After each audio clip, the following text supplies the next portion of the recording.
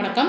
இப்போ செவ்வகத்தினுடைய பரப்பளவு, சுற்றளவு பற்றிய தொடர்புடைய ஒரு கணக்கீடுகளை பற்றி நம்ம பார்க்கலாம். அப்போ செவ்வகங்கிறது எப்படி இருக்கும் அப்படின்னு பார்த்தீங்கன்னா, 2 பக்கங்களும் ஒரு அளவாகவும், மற்ற 2 பக்கம் ஒரு அளவாகவும் இருக்கும்.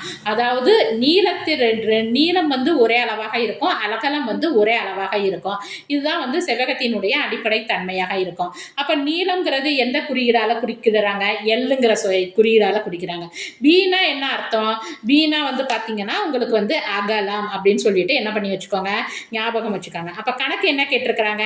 நீளம் 8 மீட்டர், அகலம் 5 மீட்டர் உள்ள செவ்வகத்தின் பரப்பளவு மற்றும் சுற்றளவு காணுங்க. அப்போ எல் என்பது என்னது அர்த்தம்? நீளம்ங்கிறது 8 மீட்டர், பிங்கிறது என்னது? அகலம்ங்கிறது 5 மீட்டர். பரப்பளவு அப்படிங்கிறது பார்த்தீங்கன்னா நீளம் இன்ட்டு அகலம், அதாவது எல் இன்ட்டு பி சதுர அலகுகள். அப்போ இதற்கான ஃபார்முலா என்னது? L into p. அப்போ எல்லுன்னா என்ன இங்கே வந்து கொடுத்துருக்குறாங்க? நீளம் 8 மீட்டர், அகலங்கிறது என்னது? 5 மீட்டர். அப்போ எல் இன்ட்டு பிங்கிறது என்னது? 40 மீட்டர் ஸ்கொயர்டு அப்படின்னு சொல்லிட்டு இதற்கான ஆன்சராக இருக்குது. அதேமாரி சுற்றளவு பாருங்க, 2 இன்ட்டு எல் ப்ளஸ் பி. அப்போ 2 இன்ட்டு 8 கூட்டல் 5, 8 கூட்டல் 5ங்கிறது என்னது? 13. அப்போ 13 இன்ட்டு 2 ஈக்குவல் டு எவ்வளவு? 26 மீட்டர் அப்படின்னு சொல்லி ஞாபகம் வச்சுக்கோங்க.